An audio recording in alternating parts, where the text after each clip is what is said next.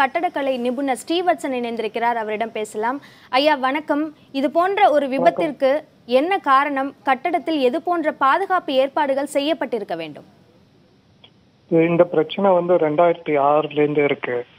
High court ஒரு monitoring committee அமைச்சு அதுல நான் ஒரு மெம்பரா இருந்திருக்கேன். தொடர்ந்து இந்த டி நகர்ல இருக்கக்கூடிய கட்டிடம் அது விதிகளை மீறிய கட்டிடங்கள் குறிப்பா இந்த பல அடுக்கு மாடிகள் கட்டிடங்கள் சேஃப் இல்லை, அதுல ஃபயர் சேஃப்டி குறிப்பா இல்லைங்கிறத திரும்ப திரும்ப சொல்லியும் ஆச்சு. எனக்கு நல்ல ஞாபகம் இருக்கு. 2010 நான் தனிப்பட்ட முறையில சிஎம்டிஏக்கு ஒரு இமெயில் அனுப்பிச்சிருக்கேன். இந்த மாதிரி பில்டிங் எல்லாம் ஃபயர் சேஃப்டி கிடையாது, அது இடிஞ்சு ஃபயர் ஆக்சிடென்ட் ஆச்சுன்னா பெரிய விபத்து வரும், அதனால நீங்க முன்னெச்சரிக்கையா நடவடிக்கை எடுக்கணும்னு. அவங்களும் சில நடவடிக்கை எடுத்தாங்க. ஆனா கோர்ட் கேஸ்ல மாற்றி அதை ஒன்றும் பண்ண முடியல. இத ஆல்மோஸ்ட் எல்லா கட்டடமும் கிட்டத்தட்ட விதிமுறை மீறிய கட்டடம் தான். அது நிச்சயமா சேஃப்டி இல்லை. இப்ப நம்ம செய்ய வேண்டியது என்னன்னா, இப்ப இருக்கிற பில்டிங்கை தரோ ஃபயர் சேஃப்டி ஆடிட் பண்ணணும். அதாவது ஒவ்வொரு பில்டிங்லயும் ஃபயர் சேஃப்டி மெஷர் இருக்கான்னு நம்ம செக் பண்ணணும்.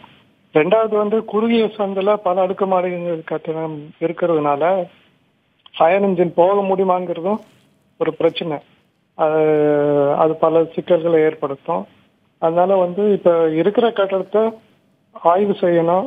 எது எது சரி செய்ய முடியுமோ சரி செய்யணும். மிச்ச பில்டிங்கை அதை லாக் அண்ட் சீல் பண்ணணும். ஸ்ரீவர்ஷன், தற்போது கட்டடம் உட்புறமா இடிந்து விழுந்திருக்கு. முன்பகுதியும் பின்பகுதியும் மட்டும்தான் இப்ப இருக்கு. இத பாதுகாப்பா அப்புறப்படுத்துறதுக்கான வழிமுறை என்ன?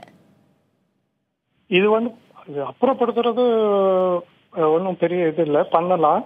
ஆனா என்ன சிக்கல்னா, இது அப்புறப்படுத்துற வரைக்கும் அந்த தெருவோ சுற்றி இருக்கிற கட்டடங்களும் யாரும் இருக்க முடியாது. ஏன்னா அது எப்போதும் ஒரு அபாயத்தை ஏற்படுத்தும்.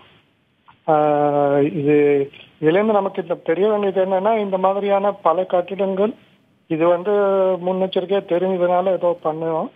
நான் மற்ற கட்டிடங்கள் இரவு நேரத்துல ஆச்சுன்னா இதோட விபத்தினுடைய விளைவுகள் அதிகமா இருக்கும்.